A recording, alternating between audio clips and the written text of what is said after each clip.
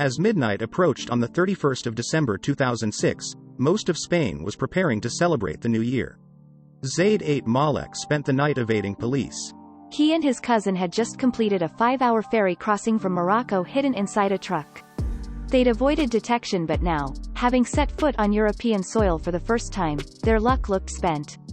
Since his childhood in the wilderness of the Atlas Mountains, Ait Malek had been a strong runner. On that night in December 2006, his athletic ability would make the difference between capture and escape.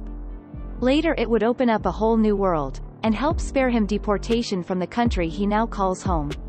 Ait Malek's family are nomadic Berber shepherds mostly based close to the village of Udadi, about 350 kilometers inland from Rabat. They lived in a jama, a large cloth tent, and every few weeks they would move for their goats to graze. Born in a jama in 1984, Ait Malek was the youngest of 6 siblings and the only one who went to school, but when he reached 18 he had to earn money for the family. He began working at construction sites along Morocco's Atlantic coast, earning about €500 a month. In 2006, he started to look towards Europe. That year, about 40,000 irregular migrants were detected trying to gain entry to Spain. Ait Malek, his brother Said and cousin Mohammed, all economic migrants, would be among the final few making up that total. Said and Mohammed worked in construction too, but spent much of their spare time monitoring the port of Tangier, working out the best way to sneak aboard one of the boats leaving for Spain. On New Year's Eve, Mohammed convinced Ait Malek to join him at the port entrance. Nothing had been planned, but when a taxi parked in front of a truck, Mohammed suddenly disappeared. Moments later, Ait Malek heard him shouting from underneath the truck, "Run, there's room. If we don't leave now, we'll never be able to cross." Ait Malek ran. Holding on to cables underneath the truck, they moved into the port and onto the ferry. They knew the risk they were taking. On a previous attempt, Said had been caught and badly beaten before being released. Once aboard, Ait Malek and his cousin went in search of a cloth-sided truck in which to hide. For 5 hours, with no food or water, they crouched inside a concealed space they built from wooden pallets. When the ferry arrived in Spain, and the truck drove off onto Spanish soil, the police pulled it to one side. The cargo was opened. The cousins' hearts were racing as torches shone directly onto the pallets. They weren't spotted. They'd made it. The truck was then stationary for 2 hours before Ait Malek and Mohammed dared to creep out. They spotted a sign for Malaga and started walking along the highway. After about 10 kilometers they took shelter in an underpass. It was cold and dark, and they huddled together to try to get some sleep. As dawn broke, they started walking again. A car coming from the opposite direction slowed on its approach and started flashing its lights. Ait Malek went towards it, thinking the occupants must be offering help. They were police officers. In a moment of panic, he darted across the highway. Mohammed was apprehended trying to scramble away through bushes. Ait Malek hid, crouching. Still, at the foot of a tree, he watched the police car now containing his cousin drive to the other side of the road, towards him. He made his move. Scaling a fence that separated the 2 lanes, he ran and just kept running. Mohammed and the policemen were laughing. They all thought it was ridiculous to even try. But he got away. Now he was alone, with nobody to call for help, and he didn't know a word of Spanish. Thanks to 3 chance encounters, he worked his way up the Andalusian coast. First, an Arabic voice called to him as he reached a service station. It was a Moroccan woman who ran the service station with her Spanish husband. They gave him food and water. Shortly afterwards, a car of Moroccans pulled up. They drove him to their home in nearby Estepona, let him take a shower, gave him some clothes and invited him to stay longer with family further up the coast in Almeria. Then, a few days later, when calling home from a public telephone, he heard a familiar accent from another booth. It belonged to a man from his neighboring village, now working on a farm that needed extra staff. Ait Malek said goodbye to his hosts, thanked them for their hospitality and set off. His new life was waiting. For almost 3 years, Ait Malek lived in a farmhouse on the outskirts of Almeria, next to the greenhouses where he worked.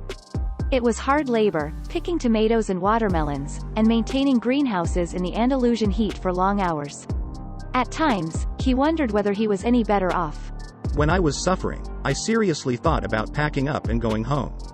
But once I had crossed, there was no going back, Ait Malek says. People pay a lot of money to cross or spend years trying. I crossed the first time and was having opportunities. I had to take advantage of it.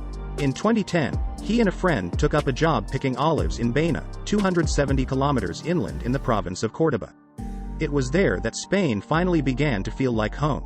He began taking Spanish lessons, played football with the locals and started running, through which he met members of the local athletics club, Media Legua Baena. From the moment we met him, Zaid stood out as a calm and thoughtful guy who valued every opportunity, says club president Jesus Morales. He was also a fast runner with very good physical endurance. Ait Malek shared an apartment with colleagues, but when they left after the olive season finished, he chose to stay. Initially, he slept in temporary shelter provided by Baena's Red Cross branch, before Media Legua members helped to secure and furnish his own apartment. They also helped him enter local races by providing equipment and covering registration fees and travel expenses. The club helped in everything he needed, to show that he was one of the Media Legua family, adds Morales. Ait Malek began winning prize money from local road races, supplementing his income from olive picking. Media Legua then helped him secure an athlete scholarship with the local council and, crucially, a residence permit in 2012. He helped to train local children at the club with Carlos Chamorro, who suggested Ait Malek tried mountain running. That helped him remember my childhood, that the mountain was my world. Ait Malek was a natural. Soon Chamorro had another race in mind for his new friend. Nestled among the remote mountains of the Basque Country, the small town of Zagama has become best known for the annual race first held there in 2002. A marathon in distance, with an elevation gain of 2,736 meters across the Aizkori Massif, it has developed a mythical status among the trail running community. Thousands line the route, rattling cowbells and forming a human corridor on the steepest sections. It's like a mountain stage on the Tour de France. Such is the desire to run Zagama Aizkori that 12,563 applied in 2020. But places are limited to 500, with 225 decided by ballot, 125 given to the best previous entrants, and 150 distributed at the organizer's discretion. Chamorro wanted to enter Ait Malek in 2013, when 3,207 applied, but he knew they'd need help. He called on Nuri Abergada, an acquaintance through a student exchange program. When visiting Baena, she met Ait Malek, and the way he ran in the mountains reminded her of her son, the multiple Zagama Aizkori winner Kilian Jornet.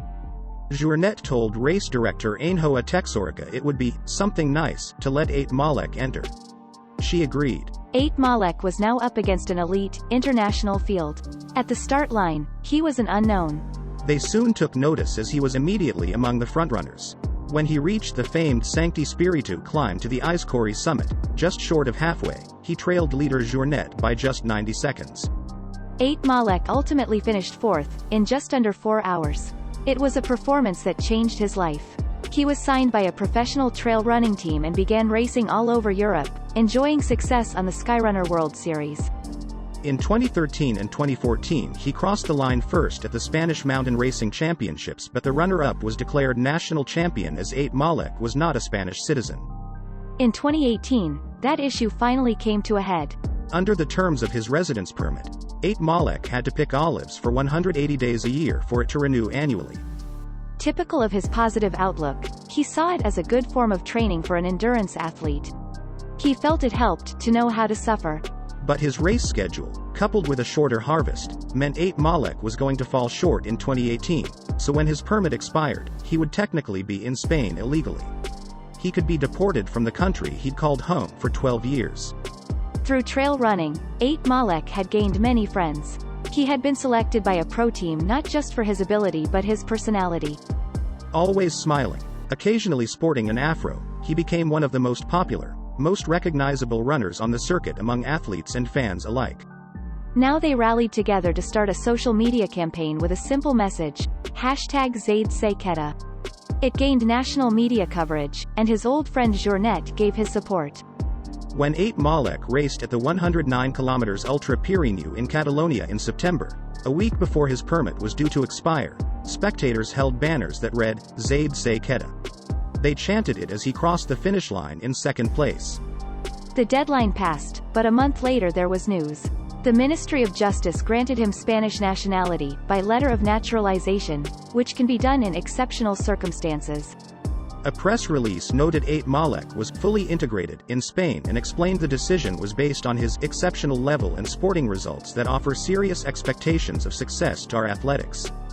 His cousin Mohammed is now settled in Spain, too. After being captured by police, he was sent back to Morocco and failed a further attempt to cross into the country, but he has since secured residency in Catalonia. I was afraid of deportation, Ait Malek admits. My life up to then was not easy, but my instincts told me that nothing could go wrong. My surroundings made me see, believe, and gave me assurance that the Spanish government would not let me go. And so it proved. I was extremely happy. I'm the luckiest man in the world to feel so loved and appreciated by Spain. I will never know how to say thank you for all that support. Ait Malek doesn't know the precise day on which he was born in that Jama back in 1984. The Berber people don't celebrate birthdays. For registration purposes, when he started school his was simply given as the 1st of January 84, but he knows it was one day in September. So he's just turned 37, but remains a leading contender on the Skyrunner World Series. Last Sunday he won the 31 km Gorbea-Suzian race in Zainuri, just 70 kilometers from Zagama in the race that was the key to my dreams. Although he won't be competing at the next race in the series, the 40 km Snowdon Sky Race in Wales on Sunday, he now has the freedom to take on even more sporting adventures. In April, for example, he won the 250 km Volcano Ultramarathon in Costa Rica. And he remains a valuable team member, spreading joy wherever he goes. Finally able to represent Spain, he came fourth at the Skyrunning World Championships in July to help them win the team event. He also came second in Spain's National Trail Running Championships to qualify for this year's World Championships in Thailand. Almost 15 years after entering Spain as a stowaway, he'll be wearing the colors of his adopted nation with pride in November.